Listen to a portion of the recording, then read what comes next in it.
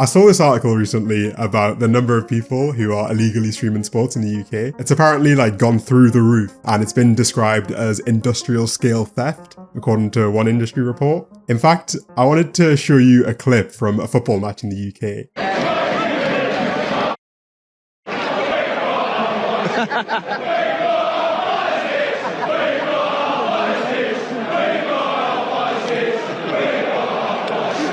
They're chanting about Amazon Fire Sticks, which have now become the primary method of pirating sports in the UK, to the point where fans are openly chanting about how much they love to illegally stream matches at football matches. It's not just sports though, because over 3/4 of Gen Z has admitted to pirating in movies and TV shows. And even in older generations, the rates of piracy are still incredibly high. It's a global thing. And it's one that's had like an unexpected resurgence in recent years, because prior to the pandemic, the number of people who were choosing to pirate content was steadily decreasing. But you can see there's been this quite significant uptick since then. This change is somewhat surprising, given that there's been a decades-long effort to eradicate piracy. And it was one that looked like at some point it would begin to actually bear fruit. Thousands of websites have been shut down, providers have been arrested, and yet the growth still seems to continue. It's not just even sports and media though. The scientific research community is like overwhelmingly in favor of pirating papers and research. What might be even more surprising is that people are not just pirating to get content for free, but people are even willing to pay for pirated services in 2025. Just recently, Italian authorities shut down a $3 billion a year pirate TV ring that had 22 million subscribers. That's more than some legitimate subscription services have. Today, in the UK, the head of anti-piracy enforcement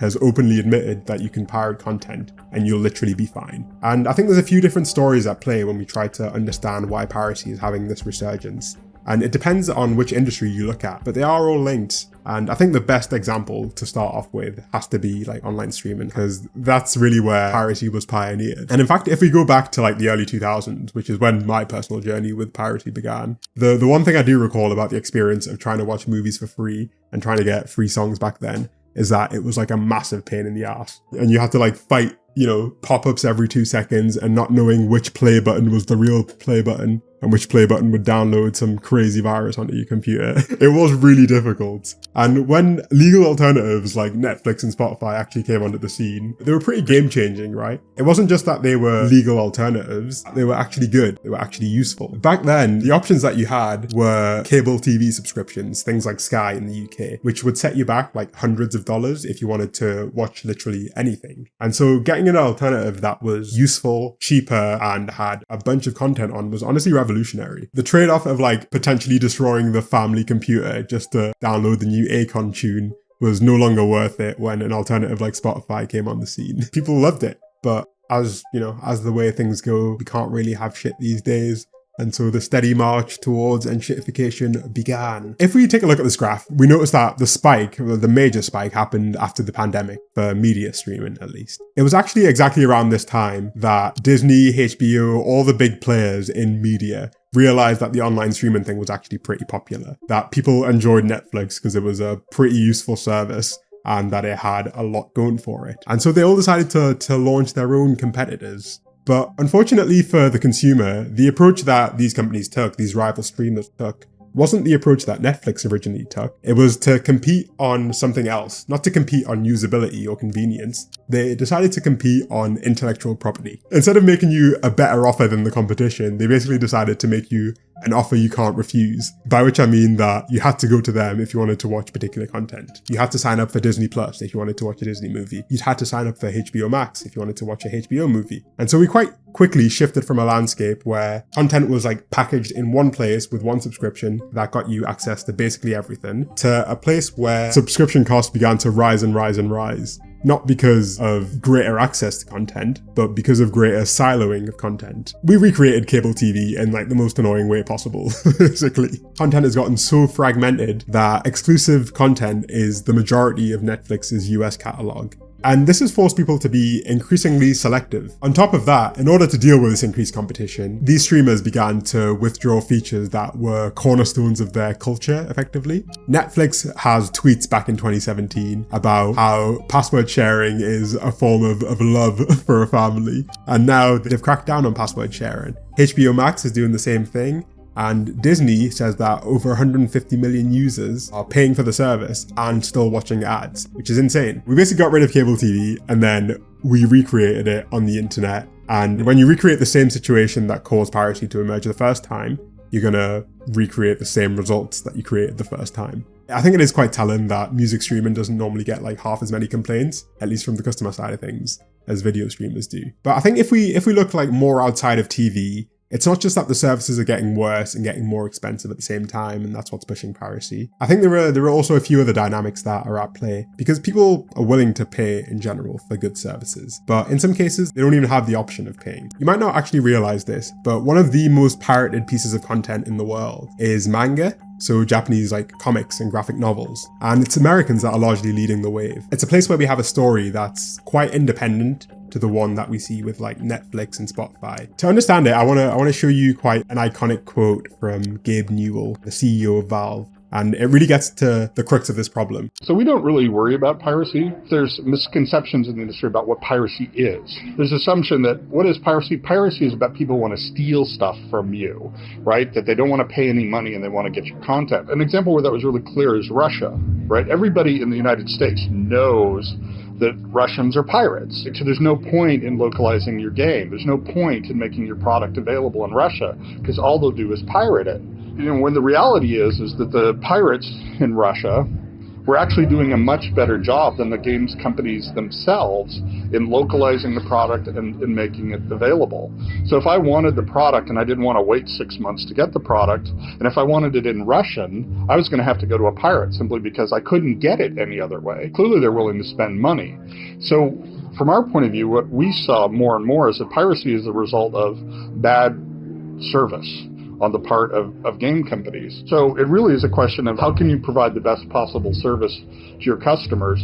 And pricing really is one of the less important aspects of that whole equation. People are happy to pay if they're getting what they perceive as a great product delivered on their terms. This is an example. A big chunk of piracy demand comes from the fact that there's literally no legal option. There's literally no legal alternative to watch or to access the thing you want to watch at home. And it's actually the exact same story that plays out in the world of manga. It can take an incredibly long time for communities outside of Japan to receive a version of the manga in their language. One Piece, for example, took 7 years for the first volume to be translated into English. And in that time, the pirates decided to do what the company wouldn't do for them, which was to painstakingly translate page by page this manga in order to give it to people who really wanted it. It's not so much that piracy was a way to circumvent the legal method, it's that piracy was the only alternative in the absence of a legal method. It's grown so quickly because there's literally no legal alternative. The pirates are doing what the actual publishers are refusing to do, provide a service that's actually accessible. I never thought I'd say that Millwall fans and manga readers have much in common, but they actually both face a very similar problem. If we go back to that clip I showed you at the start of the Millwall FC fans chanting, we actually have a clear example of a service problem. If you don't know much about British football, here's a little bit of lore. In England, a bunch of primetime football matches are not actually shown on TV.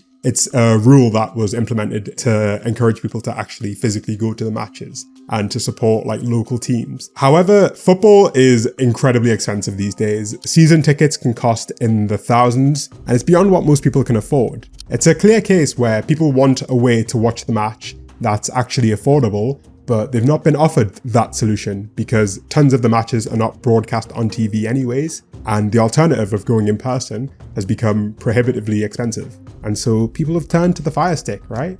It's not necessarily always about like circumventing the law. These dynamics, specifically like access to content, is a big reason we see piracy spreading out of just media and into places like research. Nobody becomes a scientific researcher with the plan of putting all of their research behind a $60 paywall. And in fact, the whole point of science is to allow diverse opinions to be put up to the light of critical scrutiny. If you want to see how ridiculous these paywalls and these artificial barriers to access can get, Sci-Hub, which is one of the main websites that people use to pirate scientific content, gets over 500,000 visitors every day. And Elsevier, which is one of the biggest scientific publishers, sued the creator of Sci-Hub and was awarded $15 million in a settlement for it. I was trying to read about this like settlement, and I came across an article describing the court case in Nature, which is published by another giant publisher. And this article, right, which is like meant to discourage pirating scientific research costs $40 to read for a PDF that's supposed to at least implicitly convince you that piracy is unethical and not worth getting involved with. And you need to pay $40 for the privilege of reading the anti-piracy article. And the people who write the articles don't see the benefit. It goes straight to the publisher. Services seem to have forgotten a lesson that they had already learned years ago, which is that a comprehensive, affordable service is always going to win. And you can only squeeze your consumers so far before they begin to look elsewhere, which is what they've been doing. And people are finally deciding to vote with their wallets and sail the seven seas. While the legitimate options for accessing film, TV, sports, science, manga, literally all kinds of media and information have steadily been getting worse, the pirate options have been focusing on improving customer service, on improving the quality of their service, on getting the price down, and on making it accessible to people across the world, which you would think that companies that wanted to compete in a market would try to do. They would try to provide a better service. Instead, they've tried to leverage intellectual property rights and force you to subscribe to their service, rather than genuinely try and convince you that their service would improve your life in a way that feels mutually beneficial.